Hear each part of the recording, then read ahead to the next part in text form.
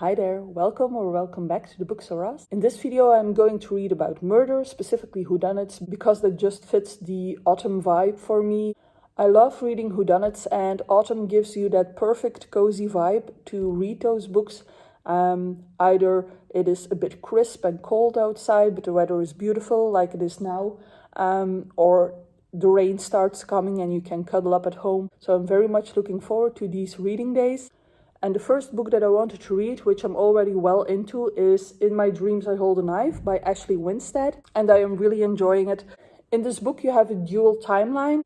You have this group of people who were friends at university, and 10 years ago they graduated, and now there is a reunion. During graduation year, one of the friends, Heather, was murdered, and one of the other friends, Jack, was blamed for the murder, but he was never officially accused because there wasn't enough evidence. But the group drifted apart after that. Of course, they excluded Jack because they all think that he is the murderer of Heather. Except for our main character, Jessica, who is one of the friends, and she is still in contact with Jack. And now she is going to the reunion. And she is actually going in the hopes of showing off who she has become, because she was this girl who was pretty unsure about herself. And now she wants to show off how successful that she has become. But when they're there, they discover that one of the people who is organizing the reunion is the little brother of Heather. And he is there to finally figure out who actually murdered his sister. So you had this group of 7 friends. 2 of them are absent, Heather, of course, and Jack, because he wasn't invited. So the other 5 people are there, and we are watching this happen through Jessica's eyes. And as I said, it is a dual timeline, so you skip in between the reunion part and when they were studying. You see scenes from the different years, from sophomore year, senior year, junior year, whatever. And you are skipping between those 2. So sometimes you get a scene from senior year and then you have a flashback to sophomore year. But the build-up is really fun to follow. It very much has that effect of one person saying something like, "Oh, but I saw you at the night of the murder and you were there instead of where you said you would be." And everybody goes like, "Oh, what? We didn't know that. Why were you there?" And then you discover a secret of one of those people, and it is sort of related, but probably not related to the actual murder. And then somebody else says something like, "But the victim was drugged, and I know that you were selling drugs." And everybody goes once again like, "Oh, we didn't know that you were selling drugs." And then we have the story about selling drugs and things like that. So it is really a lot of fun to read. It is a very quick read. The chapters are quite short. You fly through this book, and I am actually very curious to find out what actually happened, but I am having so much fun finding out all the other secrets along the way. So yes, so far definitely a good read, and I'll catch up with you when I'm done.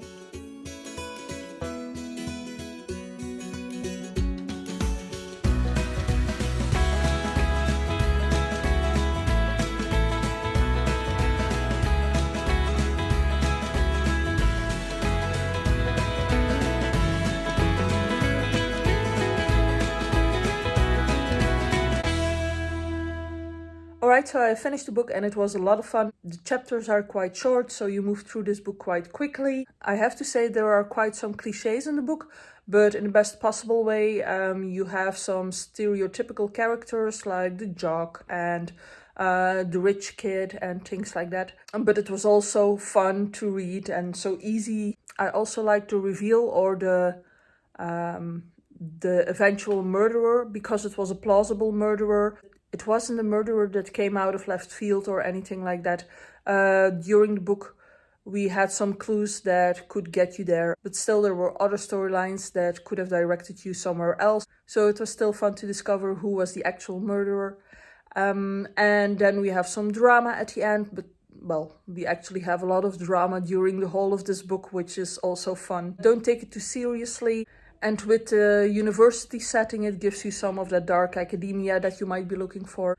So this book delivers on what you want it to be. The next whodunit that I am going to read is The Maid by Nita Prose, and I'm looking forward to this one just because I'm in the mood for it now. I hope it is also a quick read. I would like to keep this momentum going. I don't really know anything about this one going in, except that it is about a maid who works at a hotel. And I think that she discovers a murder or a body in one of the hotel rooms. But I will let you know when I've read a bit.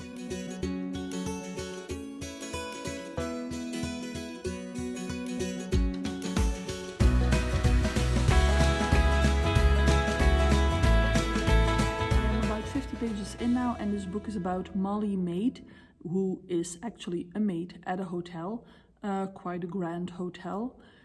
Now, Molly has an issue where she has difficulty to understand people's feelings.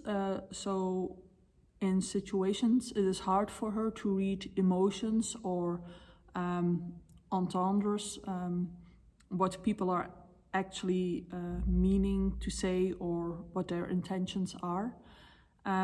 However, she is very good at picking up clues in seeing details, which as a maid is of course a good trait.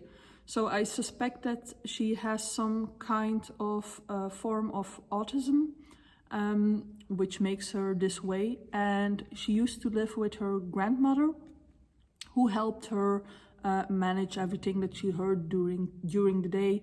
So when she came home and she told her grandmother, this person said this to me, or this person acted this way, then her grandmother could help her to figure out what they had meant to say or what their intentions were.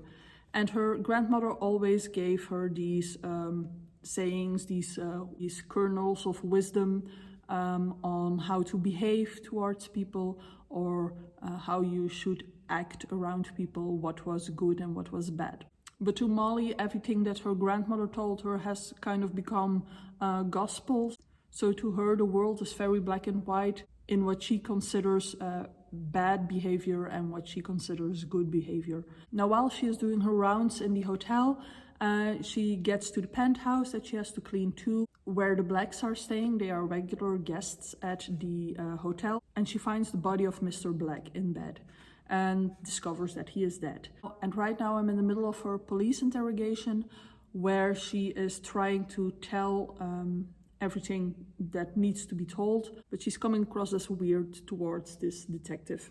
Now, everything in this book we are seeing through the eyes of Molly, so we are looking from her perspective, which also means that we don't always understand the emotions that people are showing, which makes it more difficult for us too to know what people's intentions were. But I have a feeling that there is a certain situation going on where Molly is being taken advantage of. So people who know that she doesn't think like other people, and she is considering them to be her friend, but they are actually using her, I think, for something. And that makes me very angry. I hate it when people are being used. I hate when they are made to feel that they have a friend, but that friend stabs them in the back. Now, I'm not even sure that that is what is going on, but it bugs me to no end.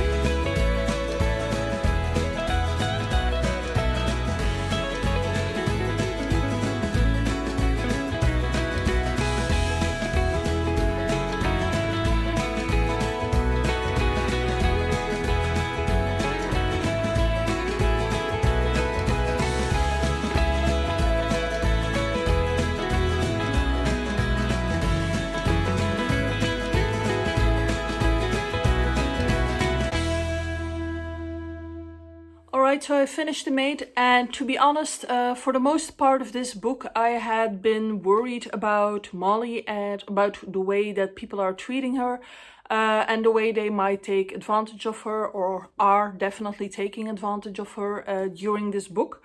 And it actually takes away from the murder mystery, by which I mean that for most part of this book I didn't actually care who committed the murder, because you are so focused on Molly and what is happening to her, and because you want things to be fair for her, which they aren't for the most part.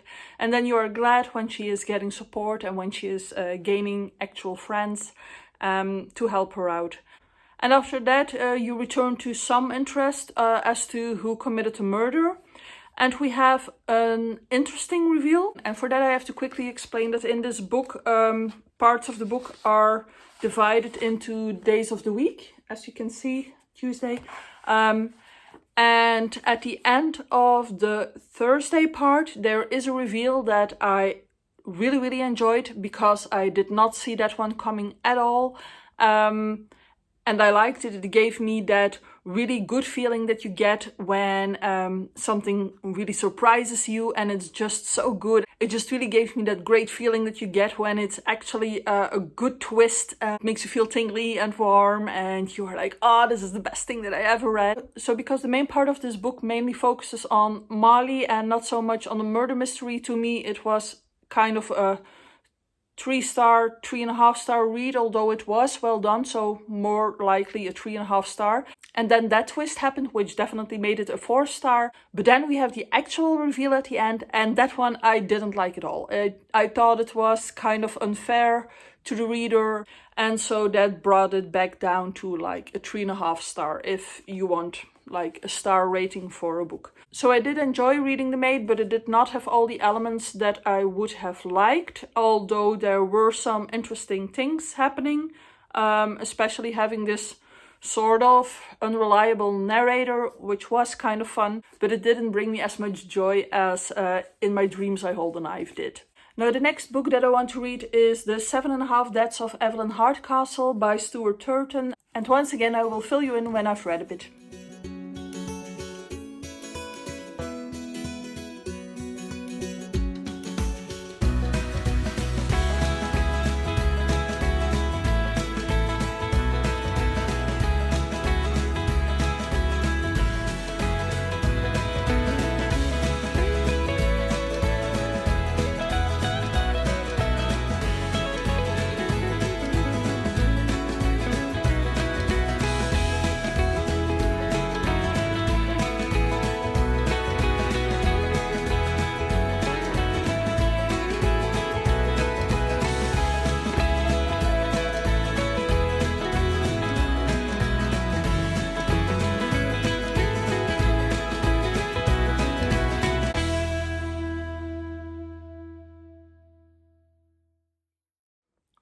Apparently the last thing that I told you was a lie, and I'm sorry about that, but I told you that I was going to read The 7.5 Deaths of Evelyn Hardcastle.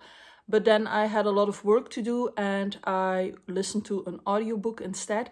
And the one that I had on audio, which fit the whodunit category, is or was How to Solve Your Own Murder by Kristen Perrin. And this one is a book that was recommended to me as something that would be like Agatha Christie, and it was, so that is fun. And that is the reason that I had it on audiobook too, because the Agatha Christie's, I like to listen to them on audiobook, but I also have these like audio plays of those books.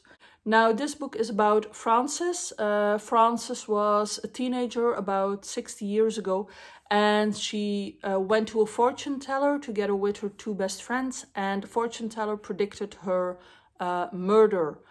Now, there was this whole prediction that came with it, things about dusty bones and that the bird would betray her. So Frances becomes sort of obsessed with finding out who will be her murderer or how she will be murdered, since she has been warned.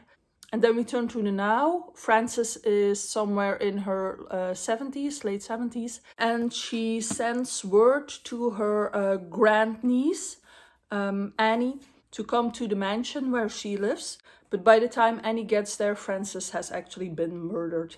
And then it is up to Annie to sort out or to solve Who Murdered Frances? Well, actually she is pitched against her uncle because the first one of those two who will solve the murder will inherit everything that Frances owned. That is what Frances stipulated in her will. So the book is actually about Annie and her trying to find out who murdered Frances. Frances lived in this mansion in this small town, and that is where it gets quite Agatha Christie-like, because you have all the usual people who used to work at mansion or are working at mansion, and you have the references to younger people and then older people who grew up with Frances.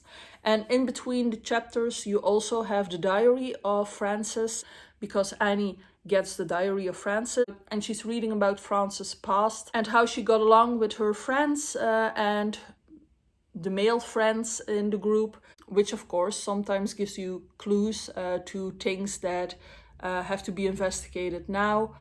And all of that gives you that small town cozy feel that you can also get from a show like Midsummer Murders. And I actually really like that vibe. Now I have to be completely honest with you, because I was listening, because I have only read a bit and all the rest I listened to on audiobook. I may have zoned out here and there because I was working while listening. So I didn't grasp every exact detail, and I just want to make sure that you know that before giving my final opinion. But to me this was kind of a slow and cozy whodunit, and I liked the finale, I liked the reveal of the murderer, and this one actually felt like a solution you could work towards. So unless you need your detectives to be fast-paced, I would recommend this one. And now I'm actually going to read The 7.5 Deaths of Evelyn Hardcastle, well, hopefully.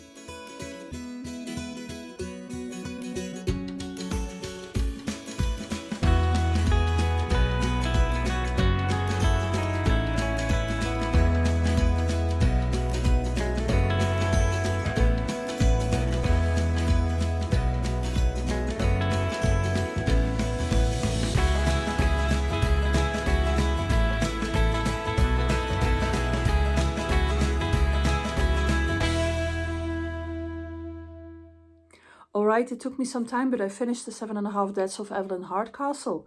In this book, we start off in kind of a strange way, because at first the main character sort of wakes up in a forest and he sees someone who's getting murdered, and he has this name on his lips, but he doesn't remember anything at all, so he has like mental loss, so to speak. And together with our main character, we have to figure out who he is and what is going on, what is happening with that murder, which he is quite concerned about, because he thinks that the murder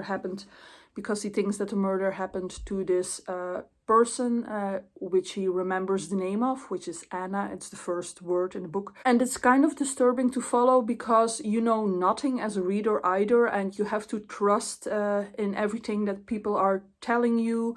Well, everything that people are telling the main character, and you don't know if what they are saying is the truth. And actually it's not that fun to read, because you feel at a loss most of the time. But then at around page 60, our main character went to sleep, and then when he wakes up, he is someone else, which is of course very strange. And the place where all this is happening is this manor with forests around it. It is very secluded. It has a lake and a boathouse and things like that. And there are actually quite a lot of people there, because there will be this masked party. And then when our main character wakes up as someone else, that is when we get some more information about what is actually going on, because we have this figure who is dressed in robes and who is wearing this plague mask, you know, the bird-like plague mask. And he comes and he tells that our main character is going to live the same day 8 times over, each time as a different person who is staying at the manor. And that to get out of this loop, he has to solve the murder that will be committed during that day. And if he fails to solve the murder, the loop just starts over again, and he will be stuck endlessly in this 8-day loop. And that is where the story actually gets interesting, because now you know a bit what is going on, and you have this second character which can see what is happening to the person that he was the day before. And you get these layers of each day because you have the first character and everything that happened to him during the day, and then you have the second character and everything that is happening to him and everything that he is discovering during the day. And it all might seem kind of Groundhog Day-like to you, but it isn't quite like that. It's not funny at all, actually, and it is not as repetitive as it might be, because all these characters actually go on quite different paths. So it's actually very interesting to figure out what is going on and where we are and what is happening and everything. So this one is quite different from the 3 other books that I read, because there is so much more going on than just solving a murder. And I like this one very much because it was so layered. It's also a bit longer. It is over 400 pages, which gives it the chance to build up a lot more. And I very much enjoyed this one, and I would definitely recommend it. Because we've been talking about whodunits, at the end there are definitely things that I had guessed, but there are also things that I didn't know. So it was definitely fun to read up till the end. Now, if I would rank the 4 books that I read, there wasn't a bad book in between them, but in last place I would put The Maid. Then I would put How to Solve Your Own Murder. And then actually tied at the top, depending on what kind of whodunit that you're looking for, we have In My Dreams I Hold a Knife, if you are looking for something fast-paced. And that one would be tied with The 7.5 Deaths of Evelyn Hardcastle, if you are looking for something that is a bit more in-depth and is something quite different actually than the other ones are. So that was it for me. I hope you enjoyed this video and I hope to see you soon. Bye!